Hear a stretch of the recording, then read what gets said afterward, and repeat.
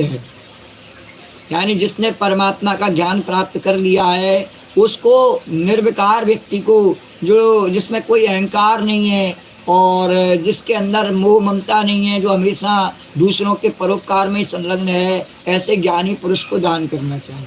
और यदि वह नहीं मिले तो दूसरा ऑप्शन बताया योगी, जो तपस्या के द्वारा, समाधि के द्वारा योग के पथ पर चलता है और अपने जीवन का कल्याण करता है, उसके लिए।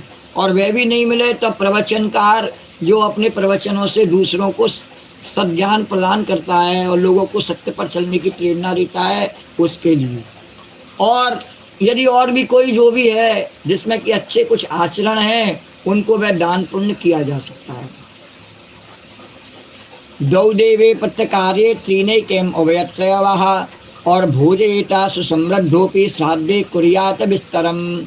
देश कालोचितस्वाद द्रव्यपात्रार्हणानि च सम्यक् भवन्ति नैतानि विस्तरा स्वजनार्पणात्। देशे काले च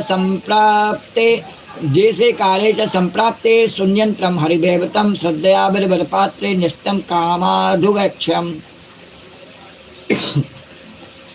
देव कार्य में 2 ब्राह्मण और पितृ कार्य में 3, अथवा दोनों में एक एक ब्राह्मण को भोजन कराना चाहिए। यदि सामर्थ्य है तो बहुत से बहुत, देव कार्य में 2 और पितृ कार्य में 3। अब आज के युग में तो पता नहीं कितने, इतने क्यों, ऐसा क्यों कहा, क्योंकि वास्तव में इतने बढ़िया ब्राह्मण मिलते ही नहीं, बहुत कम संख्या में होते हैं।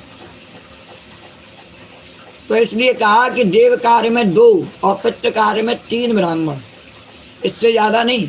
और यदि इतना भी नहीं है सामर्थ्य तो एक एक ब्राह्मण को ही भोजन कराने से काम चल जाएगा।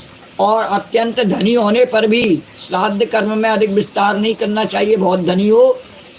ऐसा क्यों कहा कि अगर वह उसका विस्तार करेगा तो लोगों को उसकी देखम देखा करते हैं, तो गरीब व्यक्ति पर भी भार बढ़ता है और वह भी उसकी देखम देखा करने के चक्कर में और बहुत परेशानी में आ जाता है। एक तो उसका स्वजन मर जाता है, उसके बाद उस श्राद्ध कर्म को करने के लिए उसे बहुत सारे धन की आवश्यकता होती है।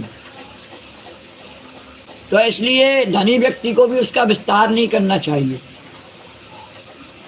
और क्योंकि सगे संबंधी आदि स्वजनों को देने से और विस्तार करने से देश कालोचित श्रद्धा, पदार्थ, पात्र, पूजन आदि ठीक ठीक नहीं हो पाते हैं और वह उस समय श्रद्धापूर्वक दे भी नहीं पाता है। ज़्यादा उसके घर के भरिया में एक तो उसका मर जावे, ऊपर से उसके बहन बेटी सब चले चले आवे घर में, तो वो क्या करे फिर और परेशान हो जावे। रिश्तेदार नातेदार बोले मर गया, उनको सबको पहले आप भगत करो, तो इसलिए वो ठीक नहीं है। और देश और काल के प्राप्त होने पर ऋषि मुनियों के भोजन करने योग्य शुद्ध अभिष्यान्न भगवान को भोग लगा करके और श्रद्धा से विधिपूर्वक योग्य पात्र को देना चाहिए। और ऐसा जरूरी नहीं है कि उसी समय वह करे, जब उसको बढ़िया देश पात्र मिल जावे, उसके पास में जब धन हो गए तो आराम से उस श्राद्ध को, जब उसकी श्रद्धा उत्पन्न हुई है, उस समय वह विधिपूर्वक योग्य पात्र को कर देगा। वह समस्त कामनाओं को पूर्ण करने वाला और अक्षय होता है। जब वह श्रद्धा के साथ में करता है नहीं, तब वह अक्षय फल प्रदान करने वाला होता है। देवता, ऋषि, पिता, अन्य प्राणी, स्वजन और अपने आप को भी अन्न का विभाजन करने के समय परमात्मा स्वरूप ही देखिए कि परमात्मा सबके भीतर विद्यमान है। जो व्यवहार अपने साथ करे नहीं, जो अपनी थरिया में रखे, वह पहले दूसरे की में रखना सीख जावे, तब अपनी में रखे, नहीं तो नहीं रखे। ये कहने का अर्थ है कि सब में परमात्मा, इस बात का ध्यान इसी बात से होता है कि पहले सब में देखे कि हाँ, जो मैं अपनी में रखना चाहता हूँ थाली में, वह सबकी में रखा है कि नहीं रखा है मैंने। और यदि सबकी में नहीं रखा है और अपनी में ही रख के बैठा है, तो समझ ले कौन है उसको ब्रजभाषा में कहते हैं एकल बलोटा, पूरे द्वारकाधीश भगवान की जय। तो न दध्यादामि श्राद्धे और न चाध्या धर्म तत्ववित मुन्यंत्रे स्यात् पराप्रीतिर् यथा न पशु हिंसया।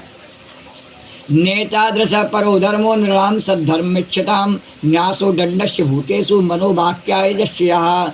एक एक कर्म में अन्यज्ञान ज्ञान नो यज्ञ वित्तमा आत्मसंयम मनेनिहा जुह्यति ज्ञान दीपते।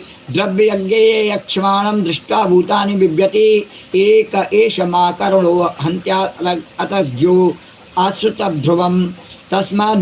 तस्माद्देवोपपन्नेन मुन्येन्नापि धर्मवित् संतुष्टो हर कुर्यान् नित्य नैमित्तिक क्रिया।